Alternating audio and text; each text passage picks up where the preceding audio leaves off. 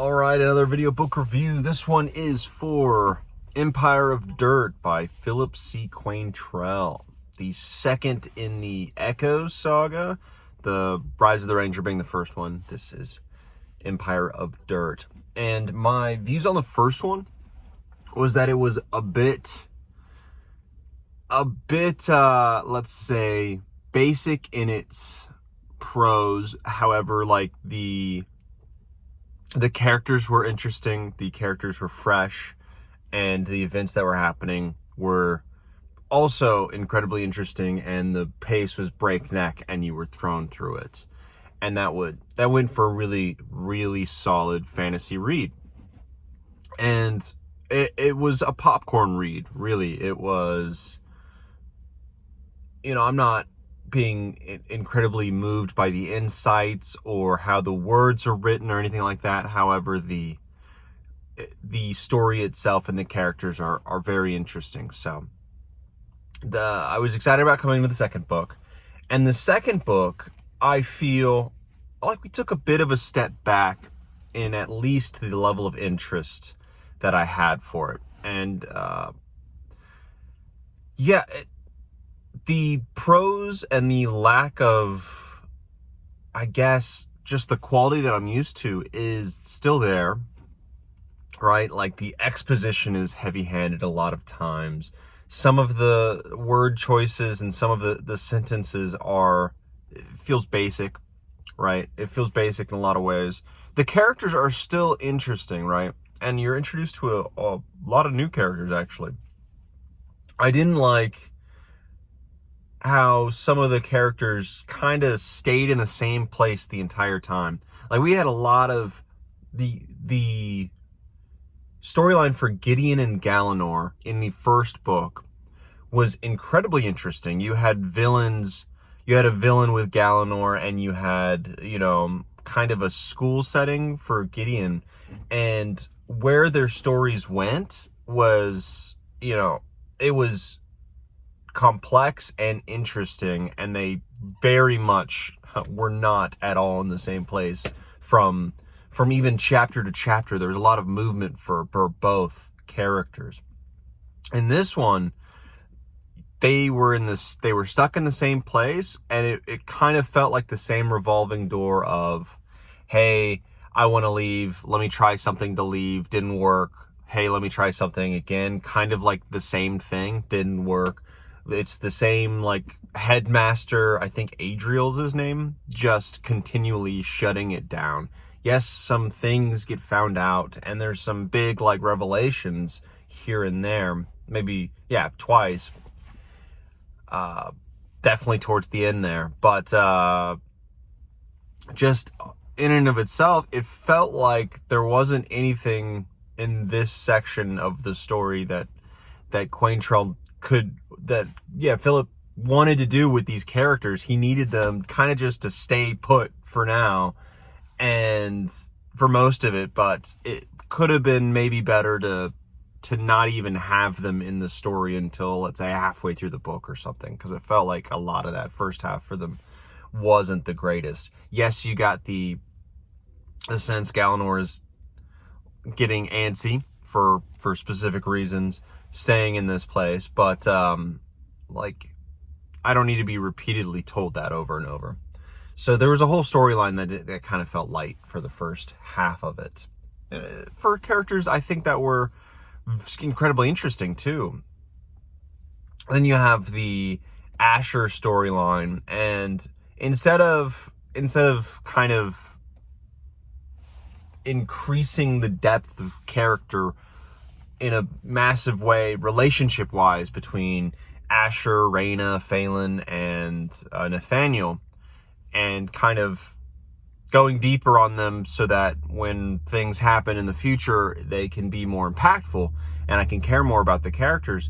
Instead, we spent a huge chunk of this book with their storyline introducing new characters, the Rangers, introducing whole new Rangers, and trying to, care about them.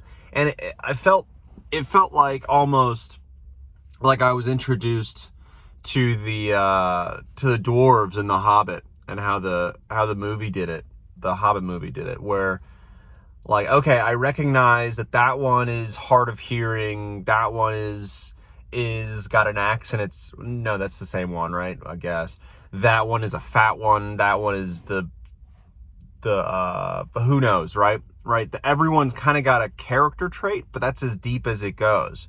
And that's kind of how I felt about the Rangers. Bar maybe Salim, which had connections to the whole new storyline. Everyone else was kind of, what do you do again? Who are you? None of the Rangers were interesting enough. They should have been, condensed to one or two Rangers, added to the group, and then had those others move on and be introduced later. But yeah, I felt that was a bit too bloated, and we lost a lot of character. I felt like character depth making moments with our four main characters in this storyline. And when big things happen, I don't care as much about these four characters because we spent so much time on these other Rangers. Yeah. Characters are still cool though. All of these things are still, the things that they're doing is still like really, it's cool and interesting, but I felt like it could have been better. And then I guess the last storyline, really the big one of our protagonists, we're introduced to a new character who's kind of like Moon Knight is how I thought of him, right? Which is a brutal Daredevil-esque character, but can see and murders people. That's Moon Knight, the hero, the comic book superhero, I guess you can call him. But he's dark. He's real dark, and that's how I see him. He's flipping around, throwing daggers, doing crazy moves. And it was an interesting storyline in which you have a slave society with an undercurrent, or a group of rebels who are all like ninjas, trained by Salim, that ranger that I talked about before in the past. And they've been working for years to undermine this society, kill a bunch of like powerful people, that kind of stuff, along with another guy who's a really high ranking officer who is working to convince the common soldiery to not follow that path and kind of subvert the poisonous society from multiple angles. That can be really cool, but I didn't feel as if we spent enough time dealing with this and dealing with the owls. I'm gonna sneeze very soon.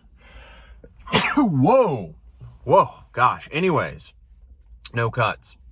Anyways, I didn't feel as if we spent enough time on either of those aspects, whether it be the white owls or Hallian's side of the common soldier. We didn't get enough of that. We didn't get enough of their struggles. It was kind of just like an action scene here and there with, especially with him, Torin. It was heavy exposition that felt very, very heavy-handed and clunky. Because it was just the action scenes there, really, when big things are happening with the society and with these characters, you don't really care because, like, you didn't really go through anything with them. You were kind of introduced to them in an action-packed moment and then given heavy exposition all very quickly over the course of maybe like a chapter you now have with them. And then it feels like immediately big things are happening where, huge repercussions and losses are happening. And you're just like, okay, I don't care about these characters, but the world is affected. Oh no. How is this going to affect my main characters who I care about and have had a book with, right? It just felt like we just didn't have enough time with these guys to get a sense of why I should care. Okay, there's a big battle at the end where all of the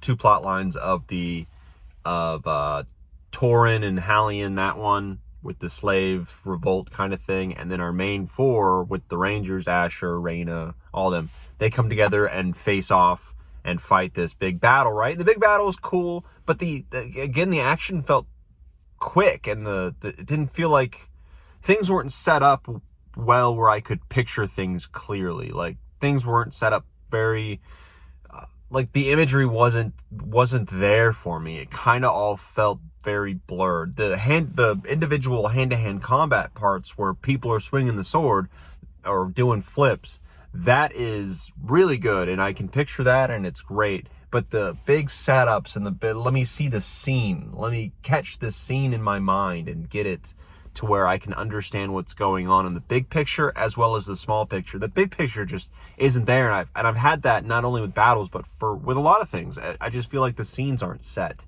as well as they could. We skip all that part and we jump right into the nitty-gritty action, which is all really, really good.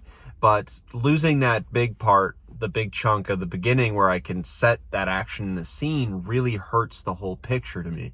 And yeah, that I wish was better. And a lot of this I'm giving negatives, and there are quite a few that now that I'm saying them, but overall I'm still very invested in oh, and then the very end was rushed. It felt like we've been building up this thing, and if you've read it, for a couple books now, the whole entirety of the second book, and then the first book, you get a huge glimpse into it, and we're having this big setup, and it's done in like a quick chapter. Anyways, that was very not satisfying. Anyways, I'm saying all these negatives, and I'm still interested in the characters. I'm interested in how this story progresses. It feels epic. It feels like we're going somewhere. The main villain is interesting and unique, and I really like what they did with him in order to make him all powerful.